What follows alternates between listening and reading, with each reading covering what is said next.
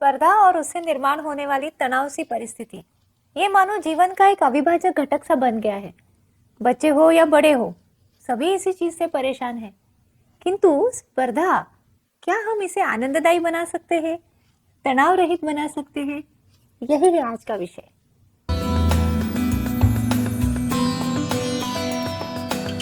नमस्कार, मैं डॉक्टर कलिका आप सबका भरपूर स्वागत करती हूँ। जब भी संसाधन कम होते हैं, अवसर भी कम होते हैं और लोग ज्यादा होते हैं, मांग अधिक होती है, तो स्पर्धा तो अनिवार्य है। और आजकल हम देख रहे हैं कि कई बार ऐसी दुखद घटनाओं का हमें समाचार मिलता है कि बच्चों ने आत्महत्या कर ली। स्पर्धा बहुत ज्यादा हो गई है, केजी से लेके कॉलेज तक, फिर आगे चल के अपनी काम की जगह में, हर जगह पे हमें स्पर्धा दिखती है और हम मानो परेशान से हो जाते हैं कि हम स्पर्धा करना तो नहीं चाहते, पर करना अनिवार्य बन जाता है। तो इससे जो तनाव उभरता है, उसका सामना कैसे करें?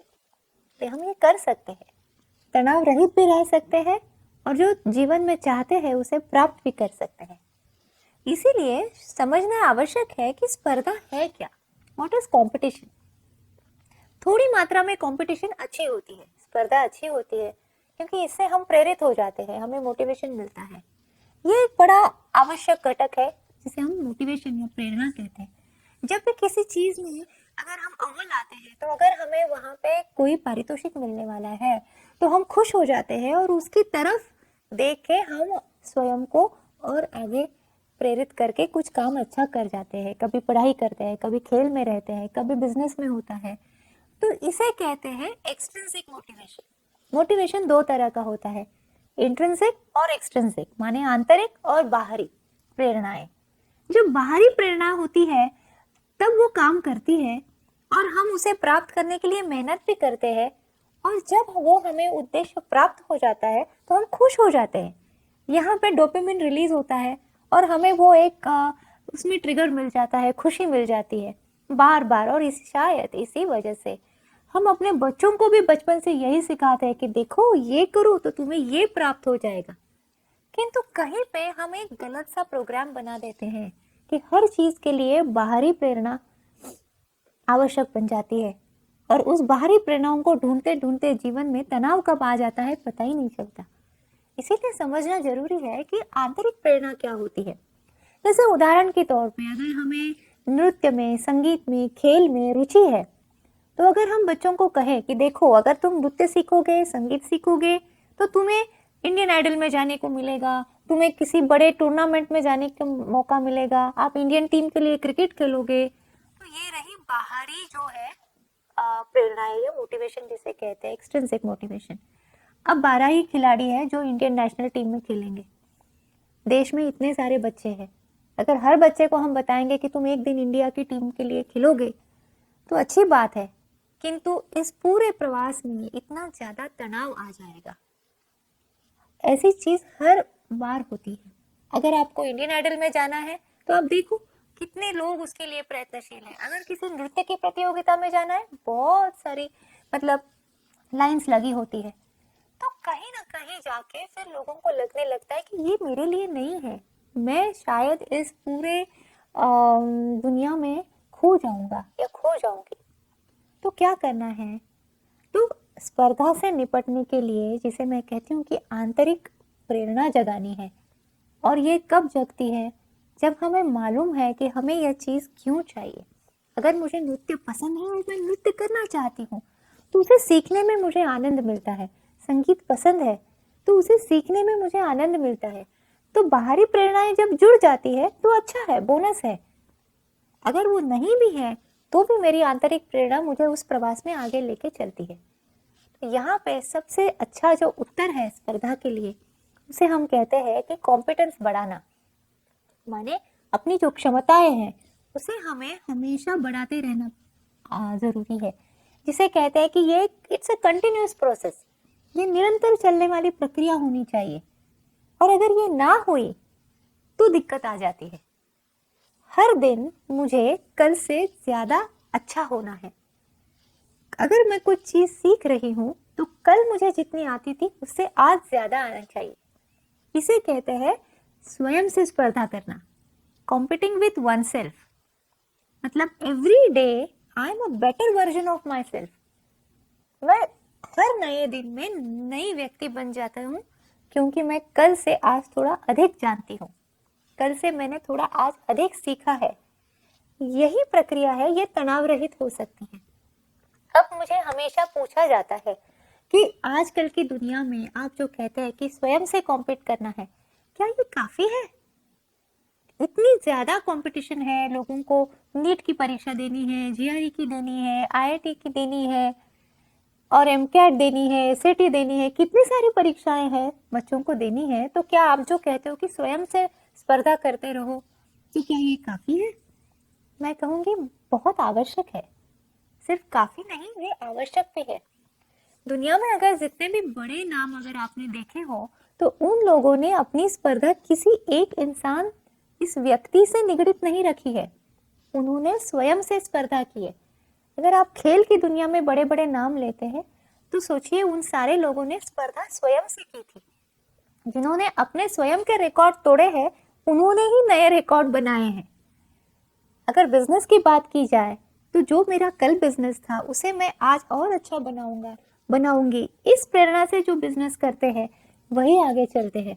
पॉलिटिक्स के क्षेत्र में भी अगर देखो, इतनी सारी राजनीति चलती है, किंतु नेता वही आगे जाता है जो स्वयं से स्पर्धा करता है, फोकस्ड रहता है, अपने काम से आगे चलता है, ना कि देखते जाए कि दुनिया में क्या चल रहा है, कौन क्या बोल रहा है, कितनी टीकाएं हो रही है, कितनी प्रशंसाएं हो रही है। ये सब देखते हैं, वो रुक जाते हैं कहीं ना कहीं। तो स्वयं से स्पर्धा करने का सबसे बड़ा फायदा है कि हमारी शक्ति बढ़ती है। हम हमेशा जो उत्तम है उसी की तरफ जाते हैं, तो इससे अपने आप औरों से अच्छा तो बन ही जाते हैं। ये साइड इफेक्ट है। किंतु अगर हम सोचे कि किसी को 95% मिले हैं, तो हाँ मुझे 96 मिले तो भी मेरा काम हो गया, यहाँ पे हम स्वयं को मर्यादित करते हैं। किंतु जो 100% के लिए काम करता है, वो किसी व्यक्ति से स्पर्धा नहीं करता, वो स्वयं से स्पर्धा करता है। वो सीखने की चाह रखती है, फिर खेल हो, कला हो या फिर ज्ञान हो। तो हार्ड वर्क जिसे कहते हैं, परिश्रम और क्षमताओं को बढ़ाना, कॉम्पिटेंस, ये सबसे पहली आवश्यकता है। और इसमें एक समझने वाली बात है कि हमारे स्कूलों में सीखना माने दुखी काम, ऐसा कोई प्रोग्राम हमने बच्चों में बना दिया है। यहाँ पे आंतरिक प्रेरणा नहीं रहती, बाहरी प्रेरणाओं के लिए ही बच्चे काम करने लगते हैं, तो यहाँ दुख हो जाता है, स्पर्धा हो जाती है, और यहाँ पे आनंद की निर्मित नहीं होती। वस्तुतः ज्ञान की प्राप्ति ही आनंद का अनुभव होना चाहिए। तो अगर हम इसका ध्यान रखें कि मुझे सिर्फ स्वयं से स्पर्धा करना है, तो यहाँ पे कोई तनाव नहीं है, फिर दुनिया जो चाहे करे। मेरे पास वाले घर में बच्चा है, वो 10 किताबें पढ़े या 20 किताबें पढ़े, मुझे कुछ फर्क नहीं पड़ता। वो किसी एक क्लास में जाए या 2 क्लास में जाए, मुझे कुछ फर्क नहीं पड़ता। जो मेरे लिए अच्छा है, जिसमें मैं आगे बढ़ना चाहती हूँ, क्या मैं उसमें प्रयत्नशील हूँ और मैं उसमें उत्तम बन सकती हूँ, यही सिर्फ मेरा है। ये स्वावलंबन है। जब हम दूसरों से स्पर्धा करते हैं, तो हम तुलना करते हैं, कंपैरिजन, और यहीं से दुख शुरू हो जाता है, क्योंकि किसी से भी कंपैरिजन करके हम स्वयं को मर्यादित करते हैं। इतना ही नहीं, यहीं पर पनपती है ईर्ष्या, द्वेष, और यहीं से बिगड़ते हैं रिश्ते, और यहीं से आता है दुख। तो जितना हम दूसरों से तुलना करेंगे, कंपैरिजन में स्वयं को अगर हम बांध लेंगे, तो हम स्वयं को मर्यादित करेंगे। तो हमारे जो स्पर्धक है, अगर आपके ऑफिस में ऐसा कोई है कि जो हर बार आपसे थोड़ा आगे चलने की कोशिश करता है, या आपके स्कूल में कोई है, कॉलेज में कोई है, घर में रिश्तेदारों में कोई है, अब किसी ने एक गाड़ी ले ली तो आपको लगता है कि नहीं मैं इससे बड़ी गाड़ी ले लूं। किसी ने 4 बेडरूम का घर लिया, आप सोचो कि नहीं मुझे 6 बेडरूम का घर चाहिए। किसी से भी तुलना करके हम मर्यादित मुकाम ही पाते हैं। लेकिन जब स्वयं से हम प्रेरित होते हैं, तो हम खुशी खुशी जो हम चाहते हैं वो करते रहते हैं। तो यहाँ पे एक मजेदार बात है कि आपका अगर कोई स्पर्धक है, तो पहले उसका आदर करना सीखिए, क्योंकि वह आपकी प्रेरणा है। उसका अगर हम द्वेष करेंगे, उसको नीचा खींचने के लिए अगर हम तैयारियां करेंगे, तो स्वयं ही छोटे हो जाएंगे, स्वयं दुखी हो जाएंगे। तो इससे अच्छा है कि जो हमारे कॉम्पिटिटर्स है, जो हमारे स्पर्धक है, उनसे प्यार करें हम, उनसे हम सीखें, उनका आदर करें, और स्पर्धा स्वयं से करें, तो औरों से सीखना भी हो जाता है, समझना भी हो जाता है और स्वयं की सारी क्षमताओं को बढ़ाना भी हो जाता है। और एक महत्वपूर्ण बात है जो बच्चों को बताना आवश्यक है कि जीवन ये अनेक शक्यताओं का एक सम्मेलन है। यहाँ पे जरूरी नहीं कि आप डॉक्टर बनोगे तभी जीवन में खुश रहोगे, जरूरी नहीं कि आप इंजीनियर बनोगे, आईआईटी में जाओगे तभी आप खुश रहोगे। किसी एक बंदे ने सीधे साधारण घर में जन्म लिया, फिर जाके वड़ा पाव की गाड़ी डाली, आज उसकी पूरी दुनिया में फ्रेंचाइजी है। क्या यह बंदा दुखी है? कई इंजीनियर्स भी है जो रट रट के इंजीनियर हुए हैं पर उनकी कहीं तरक्की नहीं हो रही है। क्यों? क्योंकि जो ज्ञान प्राप्त करना था उस पे उनका प्रेम नहीं था, उसकी समझ में स्वयं की आंतरिक प्रेरणा नहीं थी, बस प्रेशर है, तनाव है। ऐसे करके बहुत आगे नहीं जा सकते, हम कहीं मध्यम जीवन में अटक जाते हैं, जिसे मीडियोक्रेसी कहते हैं, वहीं पे अटक जाते हैं। तो ये आवश्यक है कि हम शक्यताओं को खुला रखें, plan B, plan C ready रखें। जो हमारा उद्देश्य है उसकी तरफ तो मेहनत करके, कॉम्पिटेंसी बढ़ा के आगे चलते रहे, किंतु अगर वो ना हो पाया तो हमारे दूसरे प्लान भी रेडी होना जरूरी है। और इसके अंत में मैं कहूंगी बहुत ही आवश्यक मुद्दा ये है कि हमें पता होना चाहिए कि जीवन में हमें क्या चाहिए। ये है हमारी लाइफ फिलोसफी। इसको भी संवारना जरूरी होता है बचपन से। बच्चों को अगर हम ये बताएं कि तुम पढ़ाई कर रहे हो, तुम ये जीवन जी रहे हो ताकि एक दिन बड़े होके आपको बहुत पैसा कमाना है, पार्टी करनी है, लोगों के साथ मजे करने हैं, यही जीवन है, तो ये जीवन मर्यादित है, इसमें खोखलापन आएगा, इसमें जीवन का उद्देश्य गुम हो जाएगा, पर्पसलेस लाइफ हो जाएगी। तब जाके 40 में 50 में डिप्रेशन में चले जाएंगे, या आजकल तो बच्चे उससे पहले भी चले जाते हैं। तो जीवन में क्या प्राप्त करना है हमें ये समझना भी आवश्यक है। और यहाँ पे ईशावास्योपनिषद में एक बहुत ही अच्छी बात आई है, जहाँ पे विद्या और अविद्या में फर्क बताया गया है। विद्याम च अविद्याम च यस्तत् वेदो भयं सह अविद्या मृत्युम तीर्त्वा विद्या मृत्यु अमृतम अश्नुते। तो इसका अर्थ सीधा साधा इतना ही है कि जो विद्या है ये स्थिर तत्व का ज्ञान है और जो अविद्या है यह अनित्य तत्व का ज्ञान है। माने आजकल जो हम सीख रहे हैं, इंजीनियरिंग है, मेडिसिन है, एस्ट्रोनॉमी है, जितनी भी ज्ञान की शाखाएं हैं, ये जो अनित्य है इसके बारे में ज्ञान है।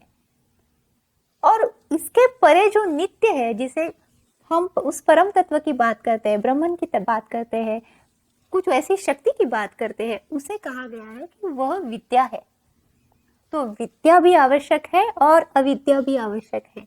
तो कहीं ना कहीं हम जीवन में स्थिरता को भी समझते हैं और अस्थिरता को भी संभालना सीख जाते हैं। इसीलिए कहा गया है कि जो विद्या है इससे हम अमर बनते हैं, किंतु जो अविद्या है इससे हम यहाँ के मृत्यु से भी परे हो सकते हैं। माने आरोग्य अच्छा रह सकता है, पैसे कमा सकते हैं, जीवन में स्वावलंबी हो सकते हैं। तो जो भौतिक विद्या है ये भी आवश्यक है, जिसे अविद्या कहा गया है, और जो पराविद्या है जिसे कहते हैं आत्मन के बारे में है, वो विद्या है। तो क्या हमारे जीवन का अर्थ समझना ये बुढ़ापे का काम नहीं है, स्वयं के बारे में समझना, ये सारी शक्तियां जब जीर्ण हो जाएंगी तब सीखने वाली बात नहीं है।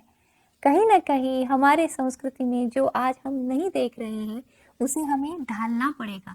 बच्चों को उनके जीवन के उद्देश्य के बारे में प्रश्न आने जरूरी है, उनसे हमारा संभाषण होना जरूरी है, उन्हें इन चीज़ों का एक्सपोजर होना भी जरूरी है। तो बच्चे स्वयं के बारे में, जीवन के बारे में समझेंगे तो छोटी छोटी चीज़ों के लिए आत्महत्या नहीं करेंगे। दुनिया बहुत बड़ी है, जीवन भी बहुत सुखद है और हम में बहुत ज़्यादा शक्ति है। इस शक्ति का अनुभव करने के लिए अगर हम बच्चों को सिखाते हैं, स्वयं भी जानते हैं, तो हमारे रिश्ते भी अच्छे रहते हैं, हम स्वयं से भी अच्छी तरह से बन जाते हैं। और कीप लाइफ सिंपल, बहुत कॉम्प्लिकेशंस इसमें डालने की आवश्यकता नहीं है। अगर आपको ये विचार पसंद आए हो तो शेयर कीजिए अपने मित्रों से और अपने कुटुंब से, लाइक कीजिए और सब्सक्राइब भी कीजिए। फिर मिलते हैं, खुश रहिए।